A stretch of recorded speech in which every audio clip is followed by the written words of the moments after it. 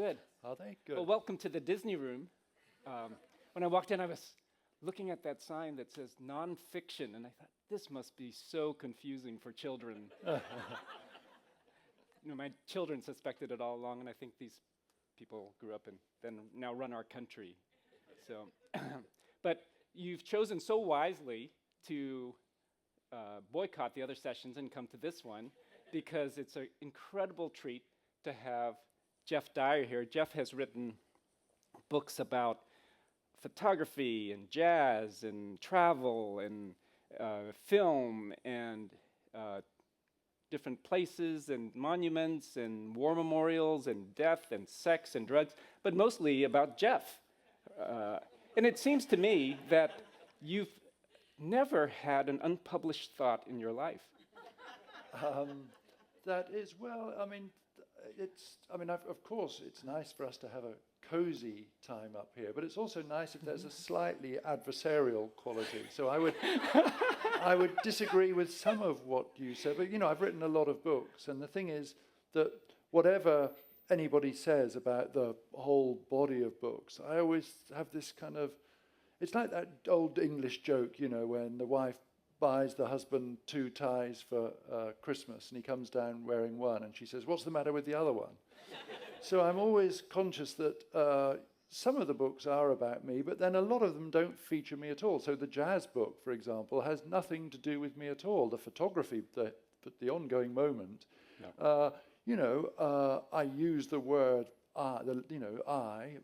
but I don't feature in that as any kind of character at all. It's an unconventional but a pretty objective history of photography. So this is the point I want to make, that it's I always feel that however the stuff is categorized, I always want to put my hand up and say, but what about this book? What about that book? So it's hard to categorize. You're a bit of a polymath. I think what the daunting thing is that it's not the breadth of what you've written about, but how well you've done it. So you wrote a book about jazz that you mentioned, and it won the Somerset Maugham Award. Then you came out with the book about yoga, and you won Best Travel Book. And then you write Geoff in Venice, and you win Best Comic Novel. And then you write about photography, and in the ongoing moment, then it wins an award for Best Writing on Photography. And on the human condition gets Best Book of Criticism. So, but you see, then I start thinking about all the prizes I haven't won. That's right. No, so was it always so? Were you always tremendously curious and literary? Did you grow up in this kind of environment? Oh, no, not at all. But yeah, this is a good point you raised, because, for example, this morning, I had such a brilliant morning here. I started off with Anthony Beevor's talk, and then what's the point of going to these talks? You forget what you've been to. But anyway, and then Rick Atkinson I saw, and these are people who have such knowledge about their area, and I was full of sort of envy, really, thinking, oh, I wish I'd had a career like that. And you spend I don't know how long it takes Anthony to write a book, but there is a logical progression as he goes from one subject to the next. And I kind of envy that kind of thing where you're writing the kind of books I like to read, these large works of nonfiction, and you sort of know what you're doing for the next 5 years, and then by the time you get to year 4 or 5, you probably have a sense of, oh yeah, I'm going to move on to that. And that's just never been the way for me. And I think, we'll come back to sort of what was going on at home before that, but I think I started to get a real sense of maybe how things were going to turn out for me, maybe at university when, I underwent the English educational system. It's probably not dissimilar to one here, but I did 8 O-levels. Probably very dissimilar to the one here. Yeah, actually, maybe, yes. Okay, so I'll just tell you, I should stick to what I know. So I did 8 O-levels. So this is 1 for 1 now on adversarial. Yes. I did 8 O-levels, 3 A-levels, and then a degree in English. And then after that, of course, what do you do then if you go on to the kind of epic pointlessness, in a way, of a PhD, whereby you research one person who's so devoid of interest that nobody has researched them before. And it was at sort of towards about that point, I think, just slightly shortly after graduating, where I came across these people like Susan Sontag and John Berger, who had such an effect on me, and they made me aware of a completely contrary way to go. Actually, instead of going like that, you kind of become interested in more and more stuff. And I found that actually I have a great interest in things for a little while, but I can't devote myself to things with the kind of diligence that, say, a PhD requires. And it was so... I mean, it was such a revelation for me when I got into the work of John Berger that, oh my God, here's somebody writing about all these different subjects, but crucially, not just going from subject to subject, imposing the same template on whichever subject he turned to, but actually arriving each time at a form that was uniquely appropriate to that subject. And that became very, very interesting to me, so that the idea of just using each book really as a way of continuing, as a sort of sort of personalized continuing education, accompanied all the time with some sort of formal innovation, not innovation for the sake of it, but to find a form that was specifically appropriate to that subject and that subject alone. And what that means is, instead of having that thing of waking up thinking, okay, I'm going to do this book and then, another similar book, unfortunately, it's a real roller coaster ride in that every new book is some sort of new beginning. Must drive your publisher nuts. Oh, yes, it's, as I say with... young writers, in terms of building a successful career, this is exactly how you don't go about it. Especially, I suppose, especially when there's this idea that as a writer you develop a brand. Yeah.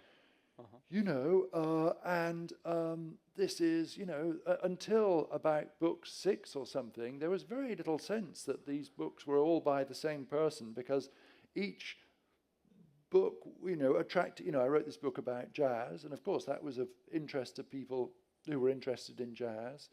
I can't remember what the next book was after that, but maybe, let's say it was the book about the First World War. Well, there was hardly any carryover at all. So each book was a sort of new, the audience went back to zero, and it wasn't till, I don't know, about book 6 that there was this sort of thing, oh, this is quite interesting actually, that these disparate books have something in common. The 4 novels mixed in there along the way. There was just a right old jumble, and then it was, I was never doing it as a career. That was the thing, What did you read when you were growing up? Were books around your home? You talk about. Well, why don't you talk about your childhood a bit? And what kind of so if we want to raise a Geoff Dyer in our home, us parents, we know how to do it. It's very easy. Well, I mean, I was born in 1958, and I'm completely, a complete beneficiary of the post-war settlement, the election of the Labour government of, in the aftermath of the Second World War, in that, it was this period of free healthcare, excellent healthcare, free education, and a time of considerable social mobility. So, I grew up in a house without, my parents weren't readers at all. My grandfather was illiterate, and my mum and dad certainly weren't readers. And then, I tell this story not in any self-aggrandizing way, but because it's typical. And then, it's really typical. And then there's this thing in England happened when you were 11. You'd take this exam, and that would really determine the rest of your life. If there were 3 sort of levels, it was designed mainly to ensure a sort of flow of people to work in sort of manufacturing and stuff. So if you came below a certain percentile in this exam, that's it. You get an apprenticeship, and you're condemned to a life of manual work, really, for the rest of your days. It's a bit much to make that decision at 11. Then the next level up, you would be, you'd go to something called a technical college, and you'd stand a chance of getting a sort of more of a white-collar job. And then if you came in the top percentage, and you go to what we called a grammar school, then, it was a really life-changing thing. So I passed that exam, and then at the grammar school, which had a very strong tradition of sending people to not only to university but to Oxford, in this classic way. I mean, it's such a well-trodden path, due to the brilliance of a particular teacher. I just fell in love with literature and started loving the life of the mind. And just sort of passively, I just kept passing As exams. a teenager? Yeah, as a teenager. And I just kept passing exams, really. And then, and kept passing exams until I was at Oxford. And, in a way that it's hard to believe now. This was all free. This is... it was actually, I went to university in 1977, and with a full grant, all fees paid, all this kind of stuff.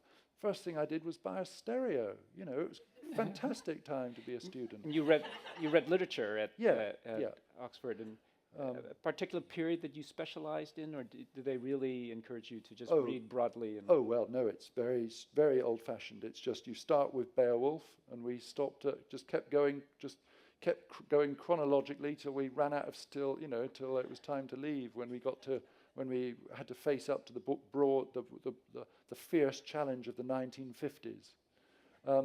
Just plowed through the curriculum, and then so on the one hand, being able to take advantage, passively riding that educational escalator. Then the next bit of good fortune, I leave university in 1980. And, I knew exactly unlike some people who don't know what they want to do when they leave university, I knew exactly what I wanted to do.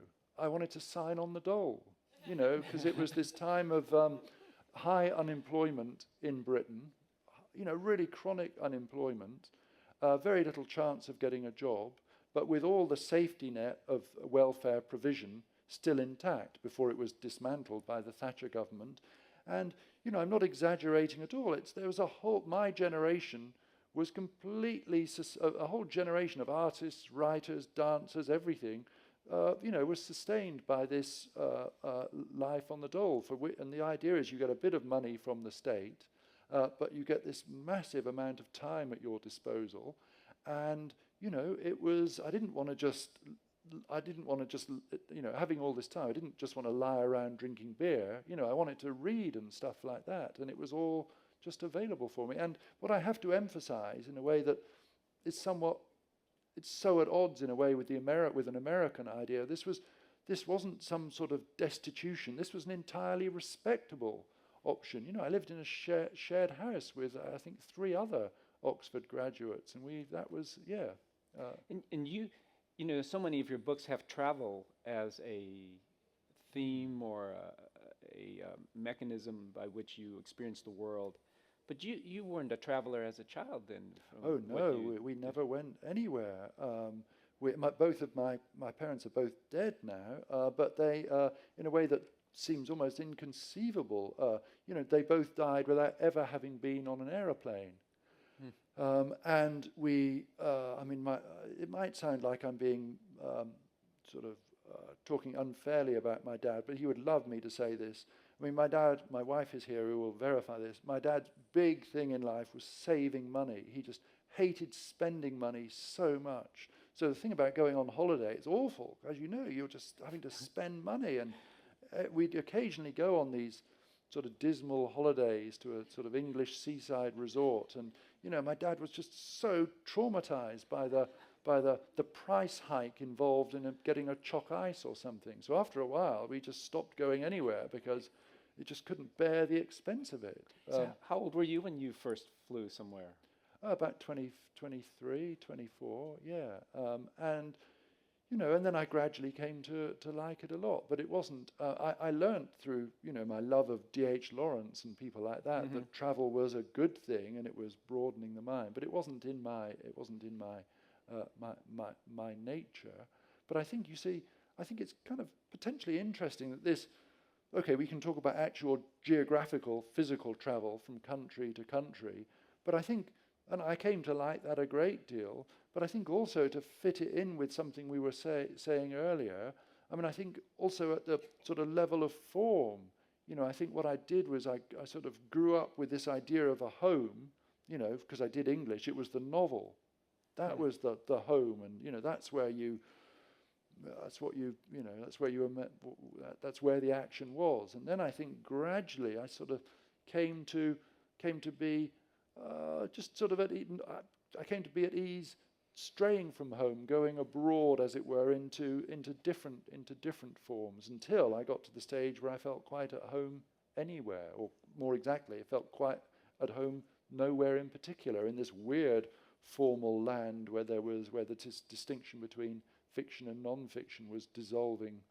Well, that's interesting you talk about. So we were going to go, Deborah's here, and she's part of the executive committee board for this festival, and of course the festival's themes are World War II and travel. We've got Pico à Europe, Paul Rowe, all these travel. So we're going to go opposite that. You're going to talk about World War I probably tomorrow. And instead of talking about travel, when you talk about travel, the opposite of travel is home. So you're bringing up home. And you've made your home in so many different places, London, Paris, Rome, and now, of all places, Los Angeles. Yes, I mean, but yeah. Sorry. That's true. But then, God, I mean, Santa Monica is just full of English people. This was the. I mean, I feel that. I mean, one becomes. It's difficult not to be conscious of some sort of tradition. So all the time, we're still. I mean, God. I mean, in a couple of years, you might well have got rid of Trump. It's quite possible, but I reckon we'll still be arguing over over Brexit in England. Yeah. And the big Brexit debate, although there were different things going on, it was all it was about immigration. That was either explicitly or implicitly it. And they're all trying to get in. That was the thing. We can't allow anybody else in. We're not racist. We're just full. That was the. Well, that's the. It's tied in with the concept of home. Of our home, it's not someone else's home, or. What? And I think if you're going to be a traveler, you have to have a home to be a traveler. Otherwise, you're a wanderer, not a traveler. I see. Yeah, that's a nice distinction. Yeah. So, and of course, I grew up with a very secure sense of home because, this was a sort of my parents' families. I don't know. I've never had this sort of obsession with genealogy, but as far as I could trace it,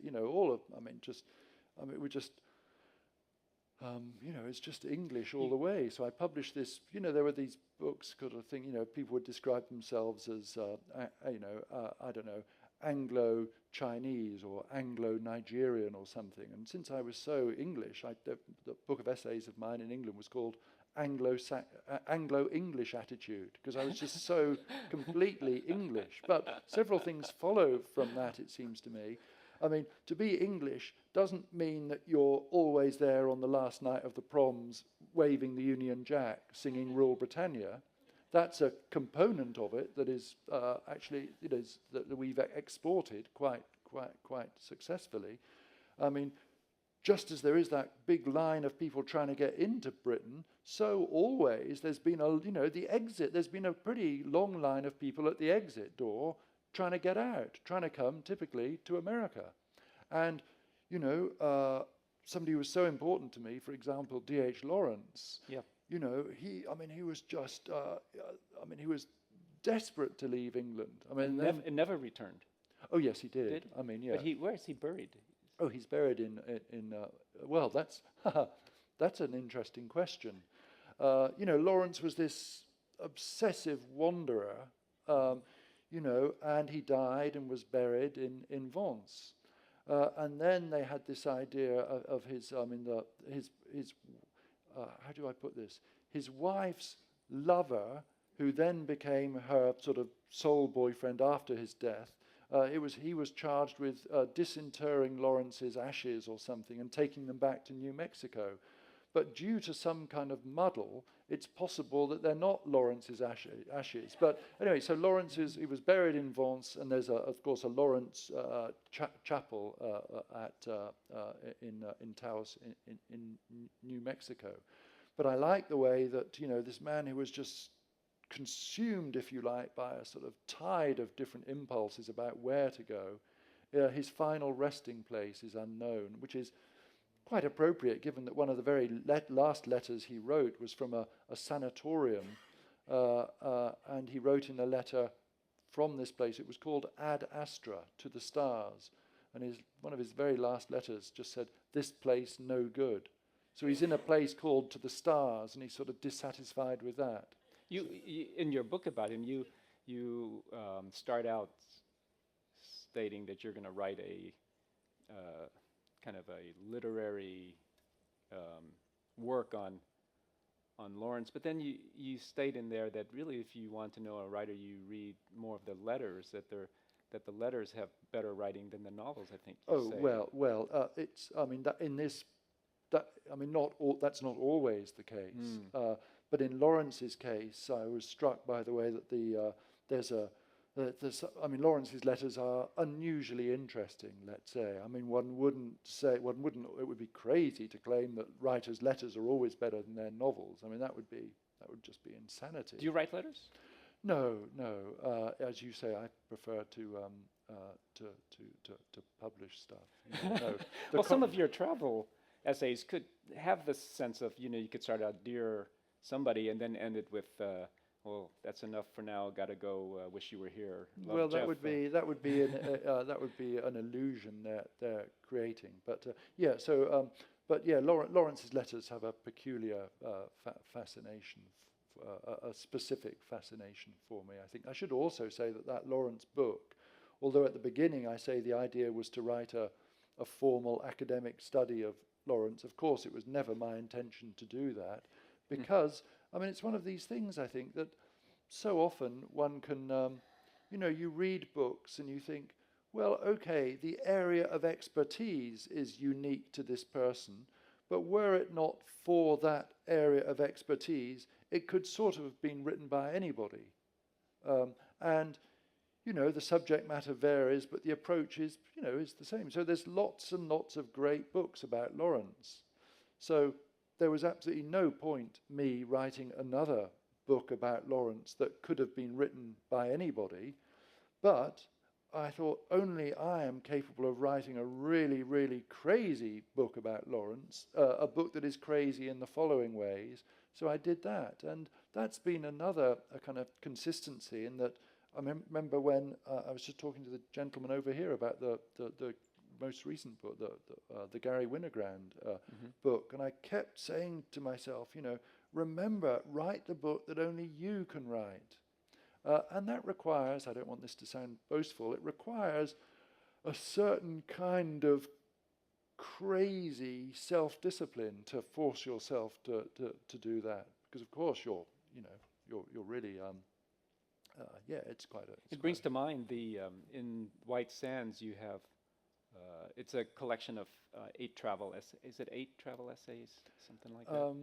And one of a lot of them have to do with Geoff going somewhere and being very disappointed in the trip, seemingly. But one place you're not disappointed in are the Watts Towers. Yeah, there's plenty of places I'm not disappointed by. It's funny because I really don't think of them as travel essays.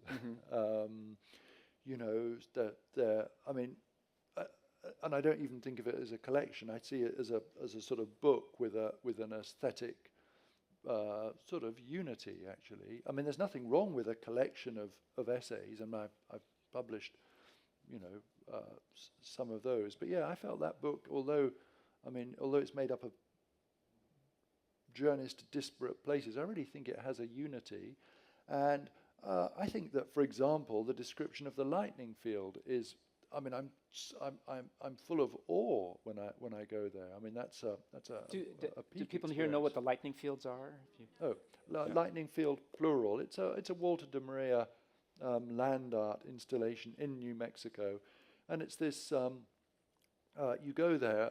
You can't just drop in and visit for an hour, because if you did, that really would be disappointing, because in the middle of the day there's nothing to be seen there. But as the light changes, you can see that there's this area, a kilometer, I think it's a kilometer by a mile approximately, of these stainless steel poles, all of which are of different lengths, which means they're all of the same height, because the ground is uneven. So if you were able to lay a sheet of glass over the top of them, you would be able to do so.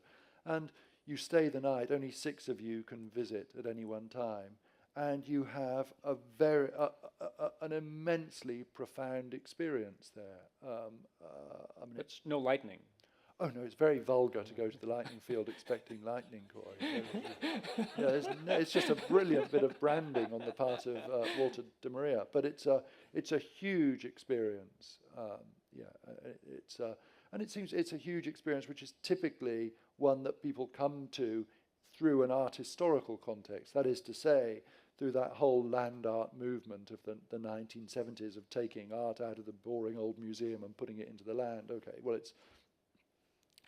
that's one way of approaching it. But for me, I was struck by the way, God, what if actually, instead of coming to this through a knowledge of 1970s art, what if we suddenly arrived here from Mars or something, 1,000 years hence, and there are these steel poles, and we have to try to work out what they were doing in the same way that we now try to work out what the pyramids were doing or what Stonehenge was doing.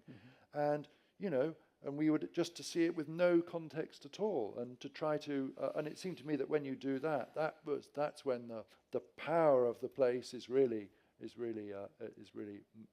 manifest. And of course, there's a good chance that those stainless steel poles, that work will still be there, when the planet has become too hot to inhabit.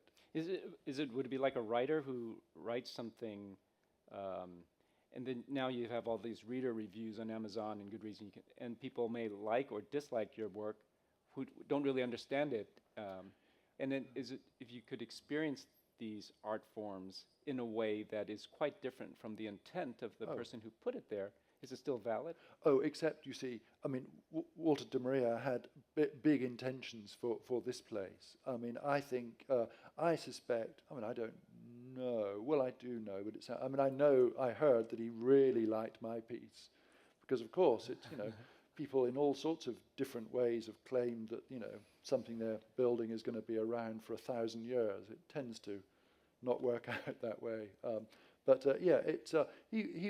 There was some big primal thing going on there, I think. And it just seemed to me that,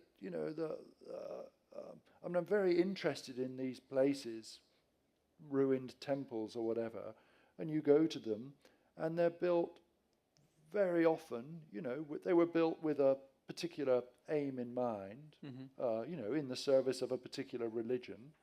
And each religion, of course, has an architectural style that is deemed appropriate.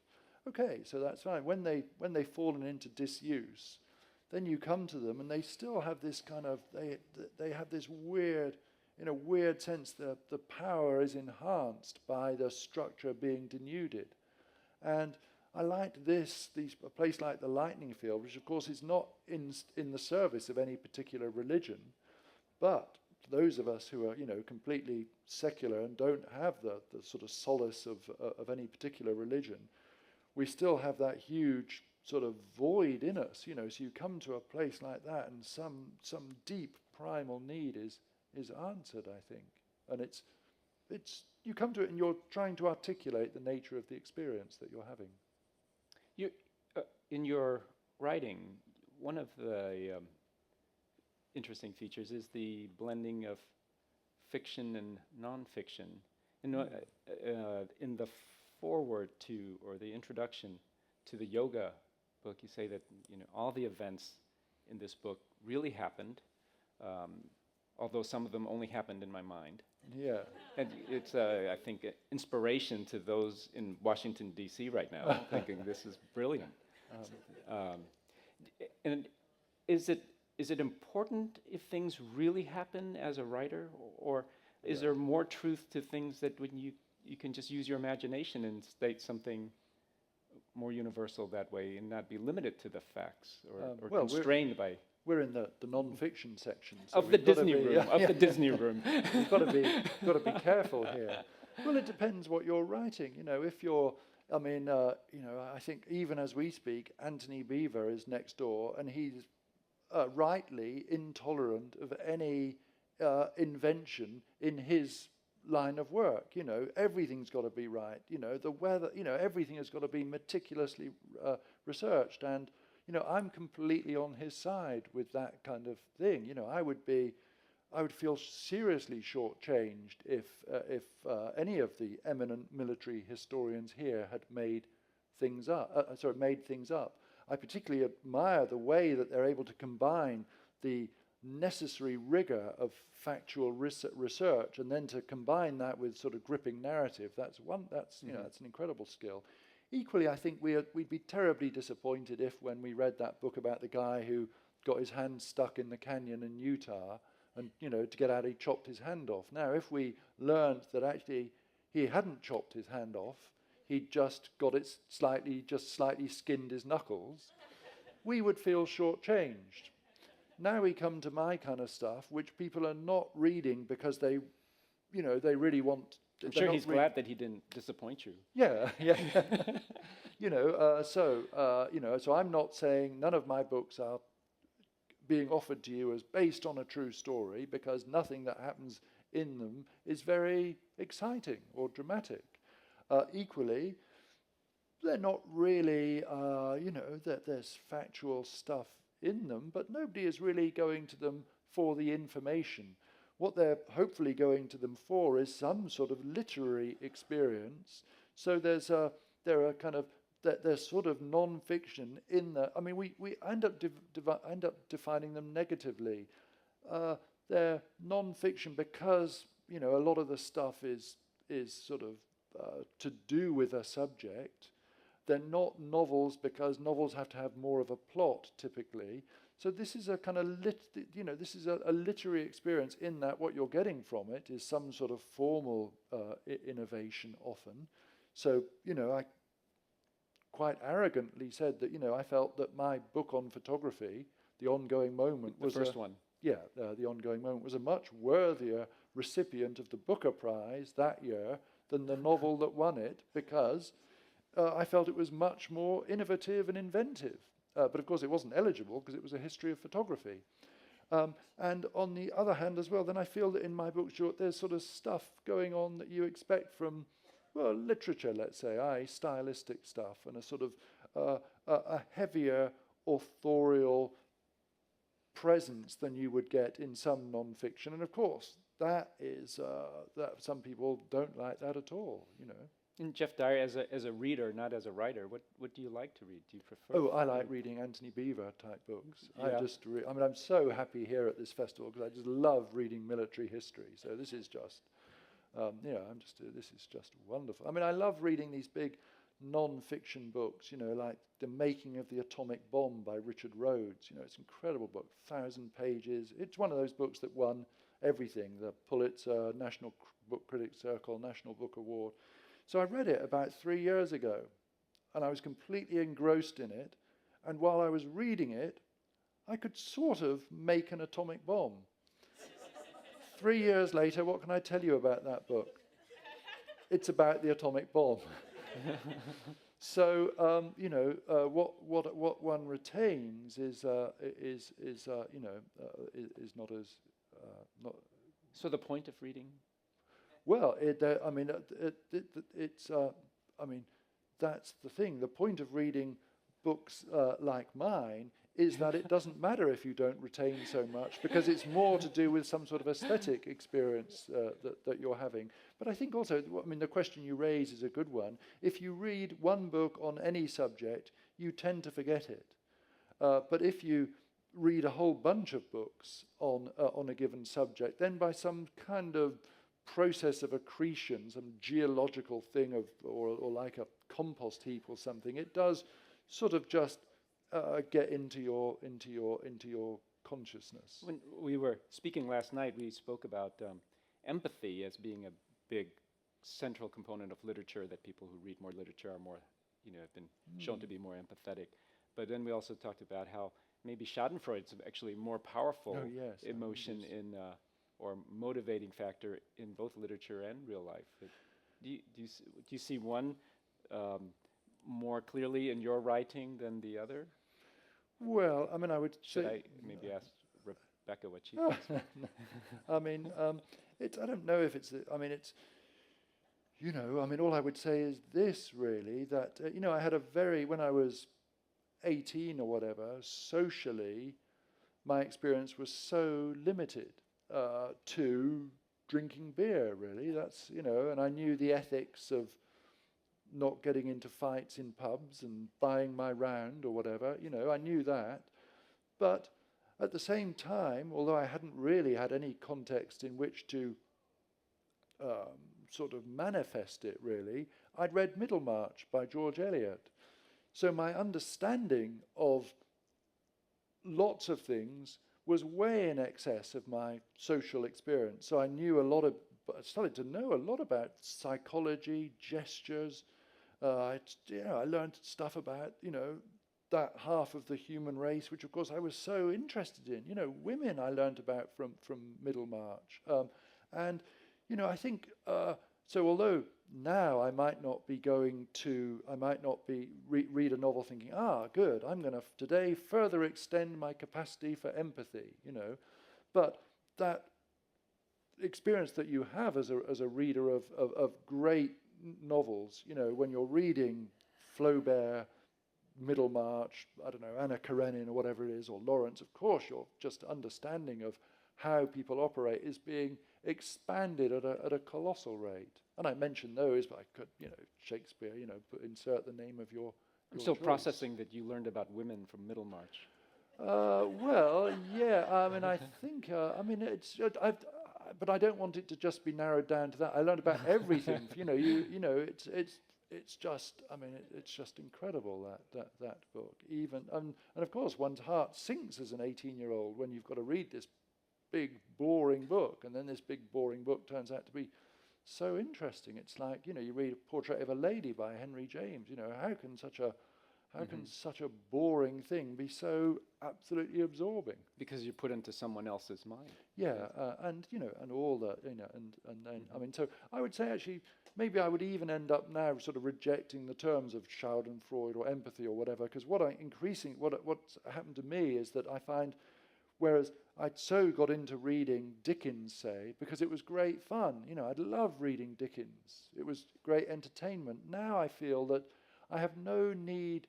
What I don't need from books is to be entertained. Now, of course, I don't want to be bored by books. I want them to be gripping in a way that, Rick Atkinson's books are incredibly gripping. But I don't need to be entertained because, of course, I can be entertained by what, every day at home I'm watching another collection of Roger Federer's 100 best drop shots. So in terms of entertainment, all of that is catered for. But what I want from books, and the phrase is, what I can't get from anything except books is, and I think the phrase is David Shields, a deep plumbing of consciousness.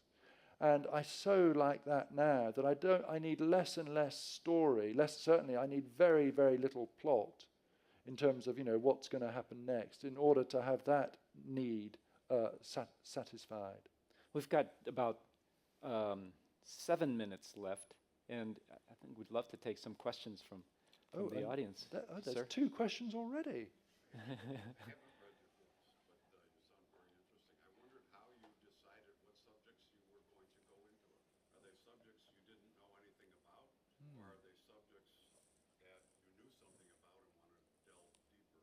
Oh, that's a great question. So the question is how I come to particular subjects to write about them. And I think typically, almost invariably, what it is, there's something that I'm really interested in, passionate about, that I really love. So the classic case would be jazz. I was listening to a lot of jazz in my mid to late 20s. I loved jazz. I was just crazy about it. It was all I wanted to do and talk about.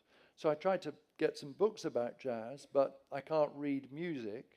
So if somebody says, I don't understand anything about music, so as soon as somebody says D major or C minor or whatever it is, that might as well be in Greek for me. And so, then I start thinking, God, I really want to find out more about this. And just to cut a long story short, if you want to find out about any subject, there is no better way of doing it than writing a book about it. And so what would happen, and this has happened so many times, I wrote a book about jazz to find out why I loved this music so much, and I ended up writing a book that only I could, and I say that not in a boastful way. I ended up writing a book about jazz in a way that somebody who has no access at all to musical terminology could. Similarly, a bit later, I've been quite interested in photography for a long while, and I thought I really want to learn about the history of photography now. So I wrote a history of photography. Later on, I wrote a whole book about this film Stalker by Andrei Tarkovsky, a film that had just stayed with me since I first saw it as a 22-year-old. So I wrote a book about that, and typically then, or we could, it's the same thing, for any of these different subjects. So yeah, it's I have a great, typically it's not just an interest in, but a real love for something, and then, and in you just like sort of falling in love with somebody. You sort of end up itemizing it, like the Shakespeare sonnet, the ways in which you love. Why is it that I'm in love with this person? What are their, and then I would do that. Very different, and always the sort of process would be I'd be writing the book in tandem with finding out, unlike the typical way in which a PhD is done, whereby I think you do all the reading, you read, and then comes that dreadful day when you have to start writing it up. And typically on that day you do one of three things. You either continue, write it up, you have a nervous breakdown, or you just abandon the PhD. You had a question over here. I have a comment and just a quick question. The comment is, I believe with D.H. Lawrence, that when they brought him back, they used his ashes to make the altar that's in the chapel. Thank you. So when you go there, if it is indeed him, you are really visiting.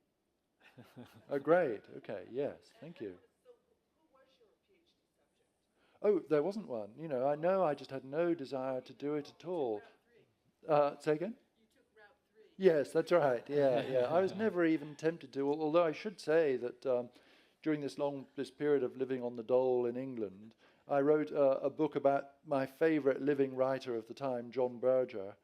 And I wrote this book about John Berger, and it was such a boring book about John Berger. It sort of almost could have been a PhD insofar as it was just so lacking in any kind of passion. It was But it was that, and that got that out of my system, I think. Yeah. Yes.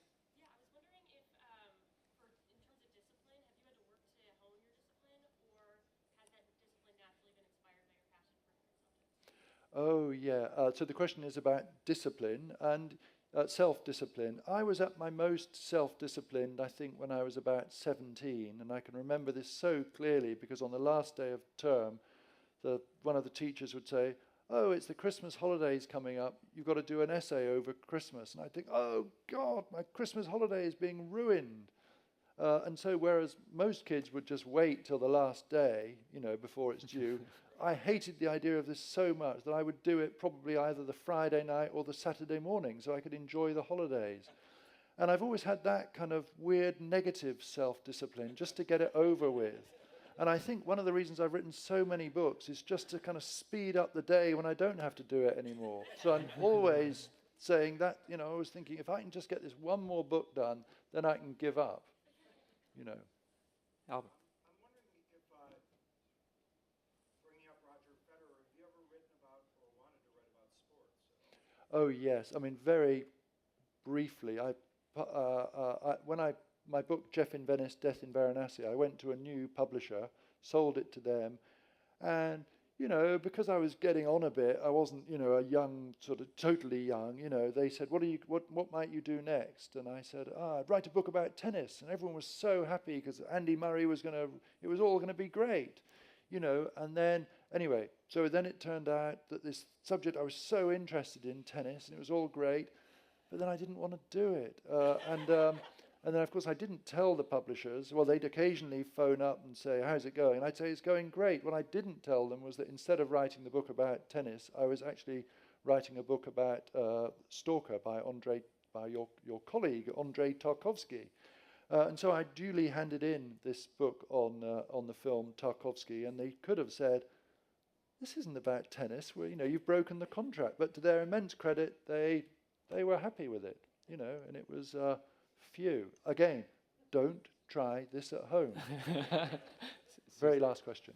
Thank you. We're all very fond of the myth that there's no favorite child, but do you have a favorite child in terms of your book? They're all great. You can't go wrong. Well, thanks very much for coming. Thank you, Geoff. Thank you, Guy. Thank you so much.